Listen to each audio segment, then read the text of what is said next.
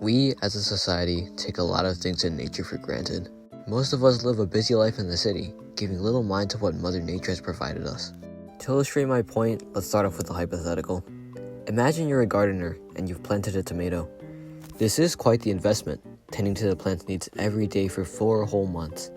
Fertilizing and watering for 120 consecutive days.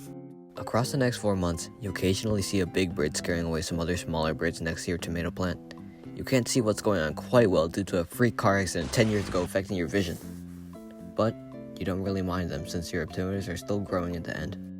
Then suddenly, one morning, you wake up to a swarm of pests around your tomato plant, eating away at hours of hard work and dedication.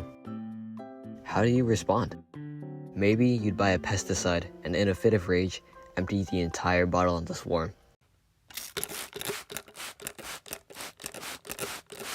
This successfully kills the swarm, and you go on with your day. Still a little angry about what happened, but happy you got your revenge. You start anew, planting another tomato plant, and this time you actively use pesticides, along with the watering and fertilizing.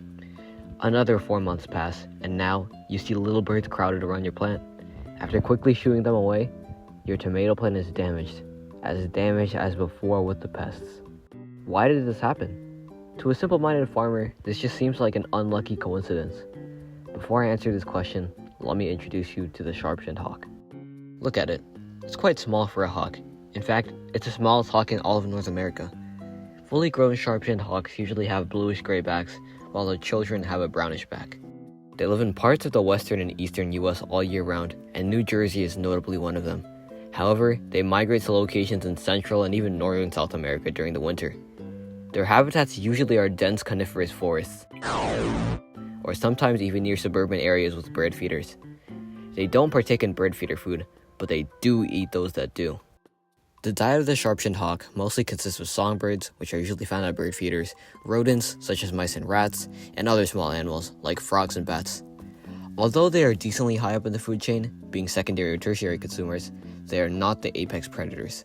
That title belongs to its predators, like larger birds or maybe even owls.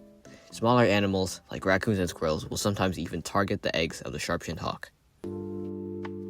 However, it's not only natural and normal processes that prey upon these hawks. Recently, especially in New Jersey, the population of Sharp-Shinned hawks have been decreasing. Estimates at Cape May, a popular migration site for these hawks, have shown that during the 80s and 90s, about 2,400 Sharp-Shinned hawks were seen migrating.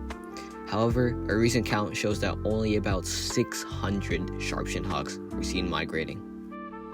This extreme population decline cannot be caused by only density-dependent factors, which are based on the competition of resources like food, water, and shelter among Sharp-Shinned hawks. On the other hand, density-independent factors does not take population size into account. So, the most damaging density-independent factor is human activity. If you would recall that freak car accident that you got into 10 years ago, you also ran into one of these Sharp-Shinned hawks. And this happens more commonly than you'd think, especially to fledgling hawks. In suburban areas, about 1 in 12 fledglings die in car accidents. Additionally, the overuse of pesticides such as DDT has greatly affected the population of these birds. When a female Sharp-Shinned hawk consumes DDT, their eggs are more prone to thinning. However, pesticides never immediately affect animals right after consumption. Before the effects are obvious, the pesticides build up slowly within the organism, and this phenomenon is known as bioaccumulation. When a Sharp-Shinned hawk eats hundreds or maybe even thousands of songbirds who have been contaminated with DDT, it can accumulate within their bodies quickly, greatly decreasing the amount of offspring that survive.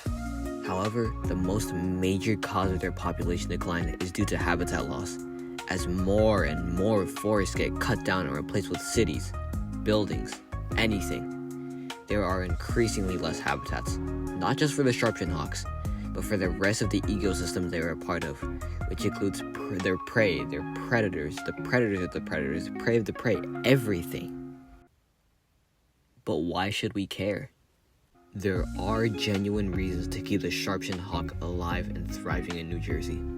Ecologically speaking, Sharp-Shinned hawks are very important. They regulate the songbird populations. Without them, a huge trophic cascade would occur, where songbird populations would skyrocket, and the populations of the predators of sharp-shinned hawks would decrease substantially. Sharp-shinned hawks can directly benefit humans too.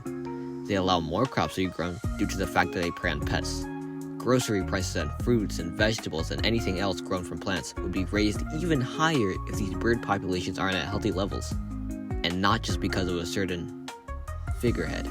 Also, because sharp-shinned hawks typically eat smaller birds, they also regulate the spread of avian diseases that might have infected their prey. Just look at the effects of the avian flu on egg prices.